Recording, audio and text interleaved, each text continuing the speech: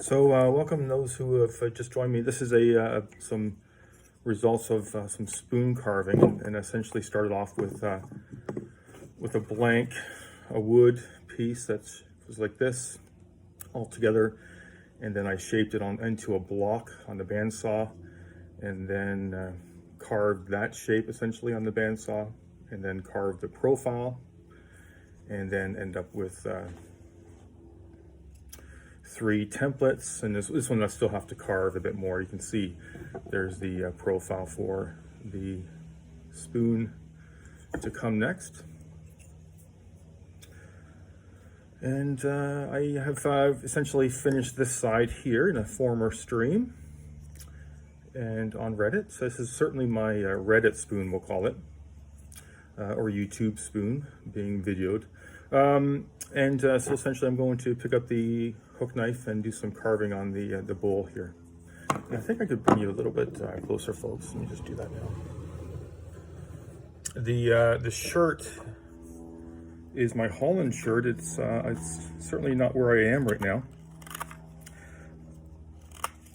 but it's a nice, comfortable shirt. Both my folks are from Holland and immigrated to Canada in, I think, around 68 or so, 67, 68, 69. But I'm certainly a proud Canadian with Dutch heritage. So this hook knife is certainly sharp. This maple that I'm using is semi-dry or semi-wet, I guess. It was harvested about, I think, around in March or so.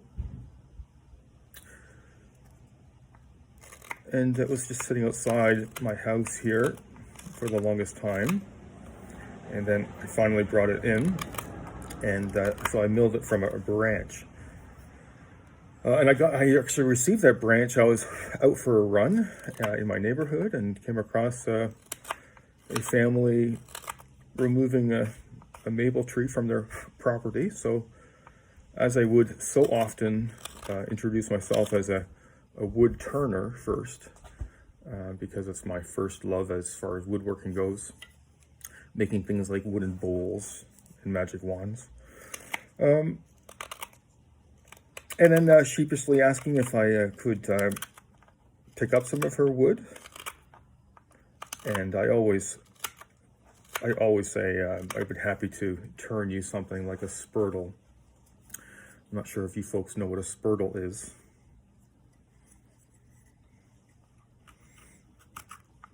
And I say a spurtle just because it's fairly easy for me to turn, and it's still quite a wonderful tool to use around the kitchen. I can show you a spurtle in a moment. But I am curious to know if it is something that you would have heard of before, a spurtle. Spurtles originated in Scotland as a means to stir oatmeal. And the beauty of this spurtle is that you can stir oatmeal and get into the corners of the pots.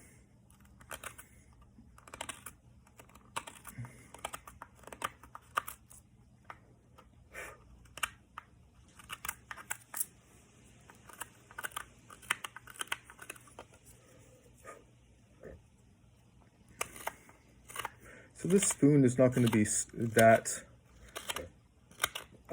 shallow, or sorry, that deep. It's not going to be a spoon that you would use for eating necessarily. Maybe some soup if you're going to sip it. But the intention is more, as I see it anyways, it'll be more for Thanksgiving. Sorry, it's not. Well, frankly, when I mention Thanksgiving, I say that because I want to have a spoon that is so nice that you could put it at the Thanksgiving table, as opposed to leave it at the cabin or the cottage. That's what we're going to try to get there. We're trying to get to a spoon that looks like it would fit well on a table during Thanksgiving. What was I talking about now, boy? It escapes me. oh, how shallow the spoon will be. So, it'll be more for serving, maybe sour creams or that type of thing. So this is, yeah, you'd use it in the kitchen for for preventing your scratching from your expensive crock pot or your frying pan. That is certainly the intention.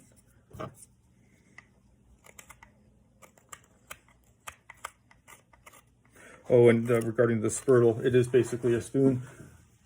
Essentially, was describing a spoon, wasn't I? So this is a spurtle, and you can see it's just round. And from a wood turning perspective, it's fairly easy to make because it's just essentially a stick with a rounded edge. And the beauty is that it does get into the corners of the pots, which is ideal. And we use it in our house for everything from stirring pasta to oatmeal to even baking. I gave my brother one, and he uses it as a muddler.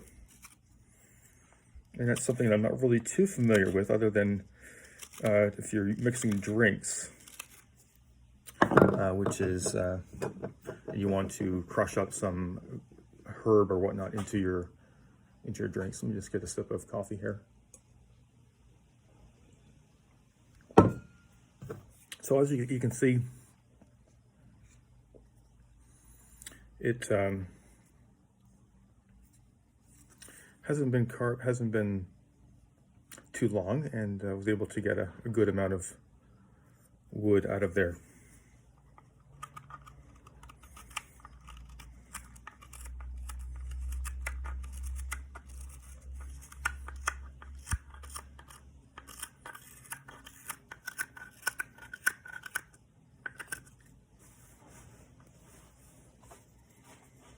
And you'll notice me turning the spoon a lot back and forth, and I'm just trying to respect the way the grain would normally run, or does run. I cannot carve it, for instance, going that way. It'll only carve in that direction generally. Sometimes it's more across the grain, and I just generally think it's probably what it is, in here at least. And it is quite remarkable how quickly you could remove wood and get into trouble where you remove too much. I have never gone through the bottom of the spoon yet, but I can understand how that could happen, especially if you get carried away with some really fun carving. That happens when it's really soft wood or particularly wet.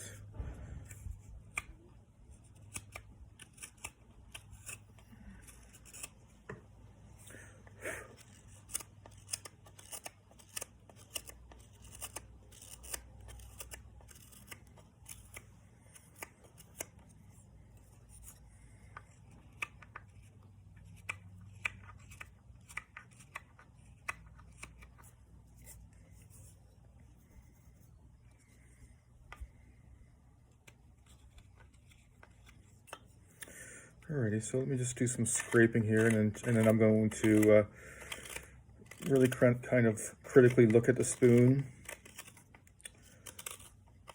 and just try to determine where the spoon needs a bit more work done. It's got to have a nice flow to it is what I'm looking for.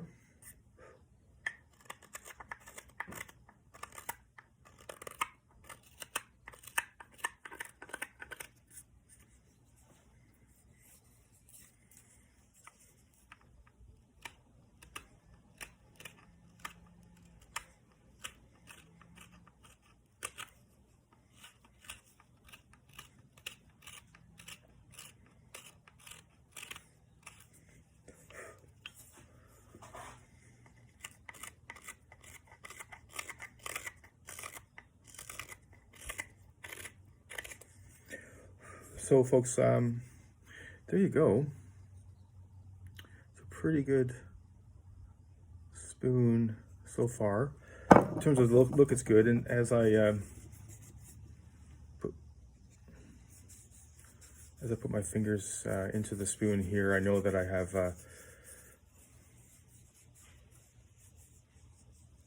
got a little bit to go. All right, I'm just going to plug another device in here. Apologize about that.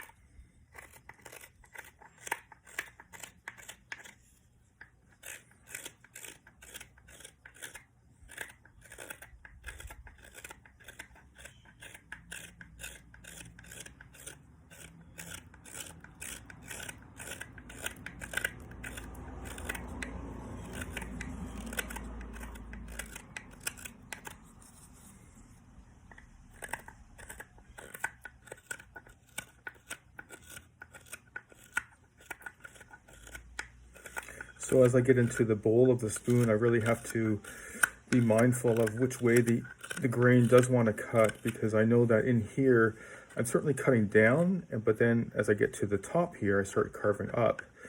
And it's very easy for me to get caught up in a grain, in the sense that it'll dig in, and that won't be nice for anybody. I essentially want a nice smooth surface there, and a nice flow.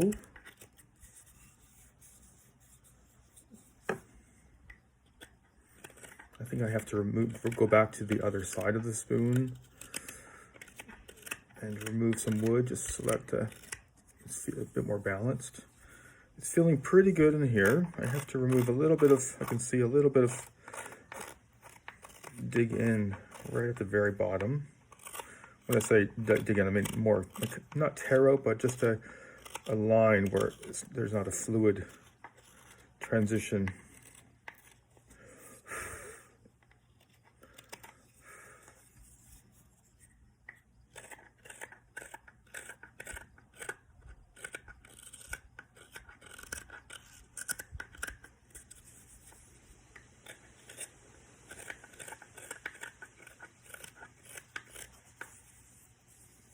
So that does feel good.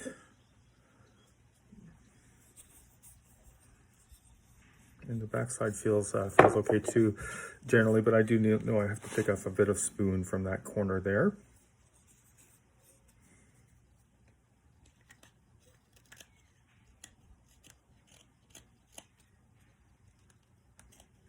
That's another problem area, just because the grain starts to change direction from uphill to downhill. And it's not a real distinct area. The grain does fluctuate a little bit in there, so sometimes I would get caught up in it digging in where I didn't expect it to. So what I will be doing next is grabbing a cabinet scraper, and that cabinet scraper will essentially run along the bottom of the spoon here and give us a really nice surface, smooth surface. Right now you can probably see the undulations in there.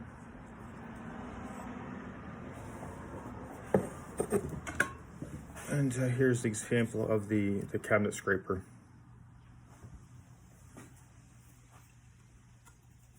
It has a bit of a burr on the edge here. If I rub my finger on it, I can feel there's a burr, and essentially that helps me remove some of the wood.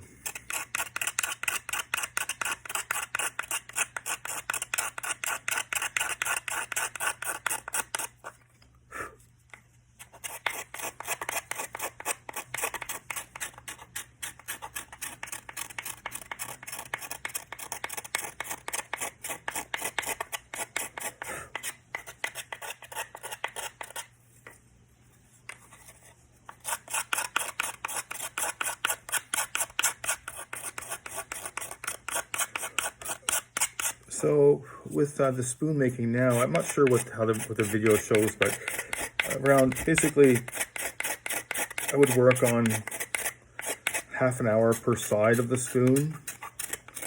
So really end up with a spoon generally maybe an hour and 15 minutes or so if I were to go from start to finish, which I never do. I usually carve for a little bit, take a break.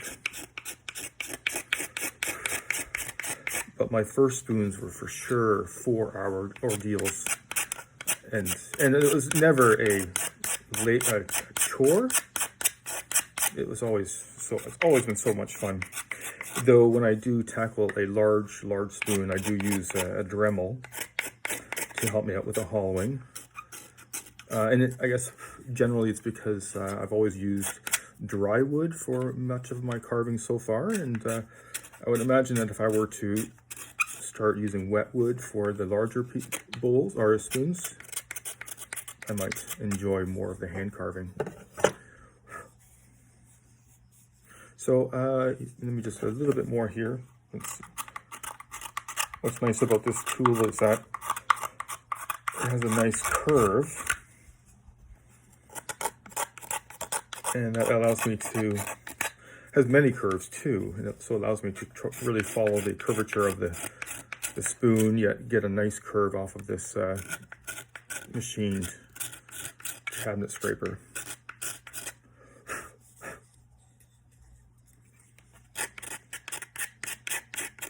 It's possible to have some tear out here at the edge, so I have to be careful to try to not run out off of the spoon. So there we have the spoon, and it's a pretty nice surface, it really is. The next step for me is to use another cabinet scraper, and this is the cabinet scraper here. So what you're looking at essentially is this is a holder for the cabinet scraper. This cabinet scraper is this metal here, and it also has a good edge to it. So and I really am able to take a surface that looks like this, which is lots of undulations and whatnot, to a fine looking surface. So, and then I guess when I look at the spoon too, I have to really be critical before I start to really shape. I've got that's fairly thick there is my thinking, or there's certainly a real distinct, obviously they're asymmetrical, right? And in fact, this is more of a left-handed spoon. And I say that because there is such a distinct difference between this side and this side that it actually feels good with using the left hand. And conversely, if I put it in my right hand, it just doesn't feel right. It feels off balance. So that's what I'm going to hang my hat on.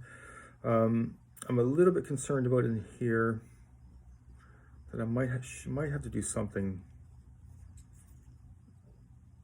Maybe just to bring this down a little bit further. So this is a Mora carving knife. The knife I was using before was called a Mora Hook Knife.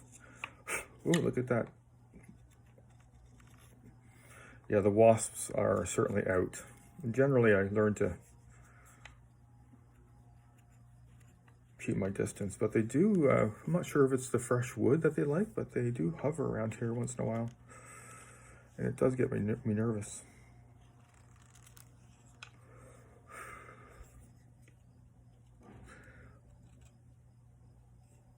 Honestly, this is a place where I could also really damage the spoon in the sense that I take too much wood off and then I end up with a really ugly looking spoon. You know what, I feel like I've got it at a good shape. Boy, the background, doesn't it? It gives me a really good contrast. That's wonderful. So anyways, back to the cabinet scraper here.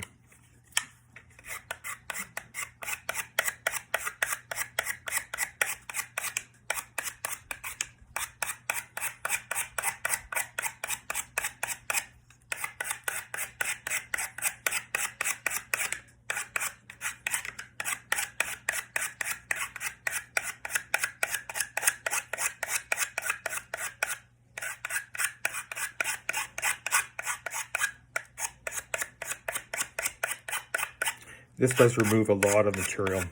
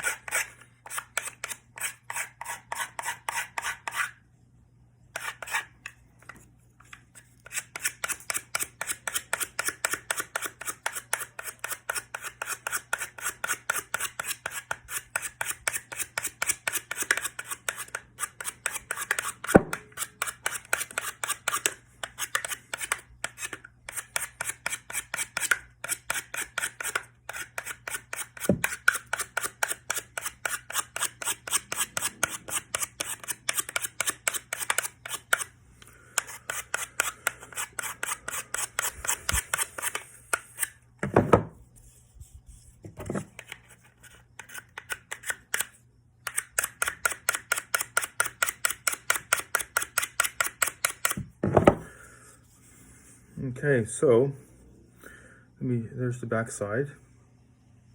You can see there's still some undulations there, so I'll have to really go at it very specific on the area as opposed to right now I've just been doing some really broad sweep, so it's going to follow a bit of the undulation, so that'll be a bit more attention to detail there.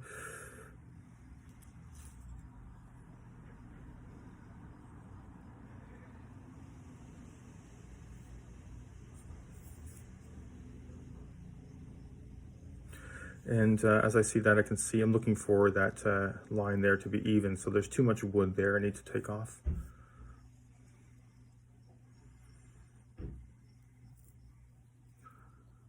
And otherwise, the spoon's okay.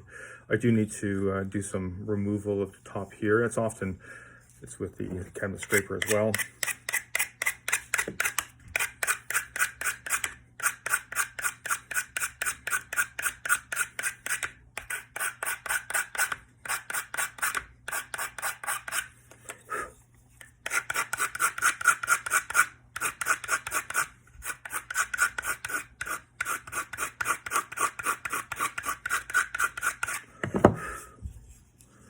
Alrighty, then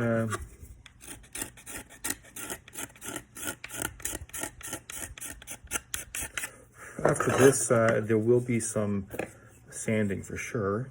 I do start with 80 grit and then work my way up to 220. And then from 220, I wet sand it. And then, I actually let it dry, then sand it again with 220.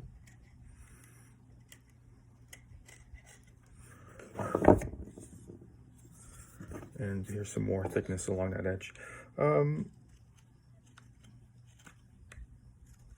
then after sanding, I would either embellish it with some capacity, whether it be milk paint, for instance, or just keep it natural.